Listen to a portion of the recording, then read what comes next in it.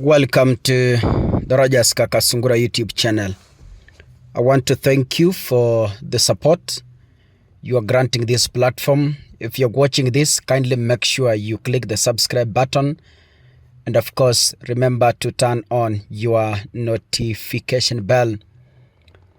In Tanzania, Suluhu, as I told you, she has been declared the winner of the 2025 Tanzanian general election with a landslide win of about approximately 98%, meaning 2% was left to share na viumbe wadogo vya ajabu kutoka maeneo ya Tanzania ambavyo vilikuwa vinatiririka katika uchaguzi wa mwaka huu. Now, what will be next in Tanzania?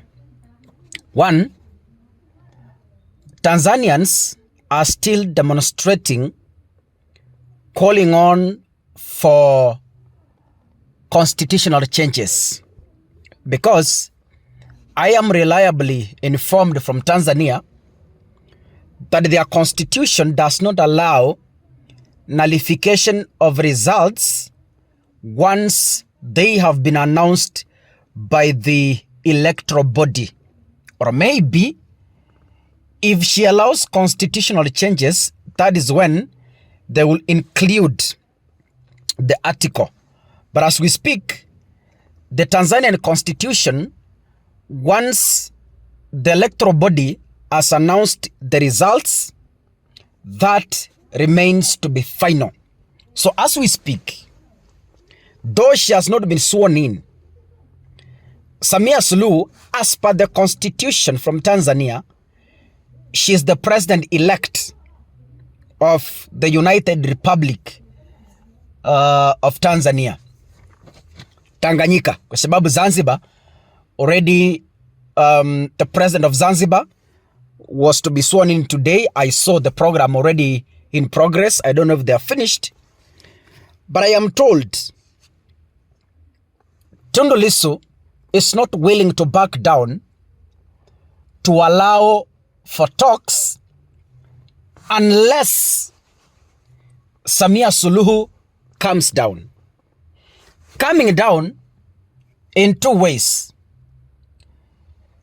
Coming down, she resigns from power, or she gives in to constitutional changes that maybe eventually will accommodate Tundu Lissu to share power.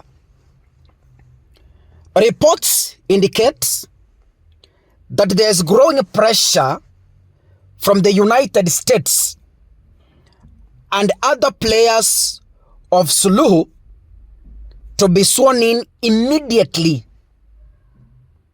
Reports also indicate that officials are being pushed and they are receiving commands along the lines of instructions from the high authority. And also, the US is further telling Suluhu that for her to survive, she must allow constitutional changes and reforms. I told you, protesters, as they were protesting, they had demands. Number one, they said they want constitutional changes. Number two, they wanted the electoral body not to announce the results. They cancel it and call for fresh elections. Number three, they wanted a new electoral body. They wanted those abducted be released. And number five, they wanted all opposition leaders be released and their cases pending in court be thrown out. So I am told that she's being pushed. Now that she has been announced the winner, the constitution doesn't allow the overturning or the nullification of the announcement. That technically leaves Suluhu the constitutional president-elect. To To avoid a crisis in Tanzania, or to avoid a vacuum, Samia Suluhu is being forced to accept the reforms as a way to appease the public and build some legitimacy around them. Kwa hivyo, some of the East African presidents, especially the Kenyan president, William Ruto, and Museveni, I am informed Kikwete already arrived in Nairobi trying to find out a solution because she made Suluhu. She's the chief political advisor. Technically, it is Kikwete who has been ruling Tanzania, hiding behind Samia Suluhu. When a mistake has happened because he was advising Samia to do what she did, Kikwete is again running up and down in Nairobi, seeking ways on how to salvage Suluhu from sinking or from the crisis. He flew to Nairobi to meet key leaders for advice. One of them is the former president, Uhuru Kenyatta.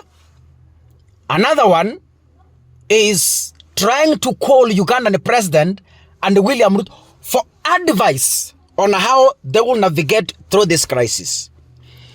But let me say this. African presidents have always used some backdoors to retain power. Now, I'm asking, if Samia Suluhu won by 98%, who are these protesting? Kwa sababu, kushinda kwa asilimia 98 inamaanisha kwamba majority of Tanzanians wanampenda Samia Suluhu. Sasa, the ones who are bringing down Samia Suluhu's billboards, the ones burning down properties, the ones calling for constitutional changes, the ones who are saying Samia must go, millions of people we've seen in major and minor towns in Tanzania. Who are these people? If 98% wanampenda, who are these demonstrating? If you had the majority, why shut down the internet? If you had the majority, why jail opposition leaders? These are questions that nobody is willing to face and ask those around Samia Suluhu. If yes, you knew you had the majority, you could have sat and wait for you to be elected unanimously. There was no need for you to jail opposition leaders. If at all 90% were for you. Some things are not adding up in Tanzania, but we are encouraging our brothers and sisters, do not give up until you access your justice and defend your democracy. God bless you. See you in the next episode. Asanteni sana.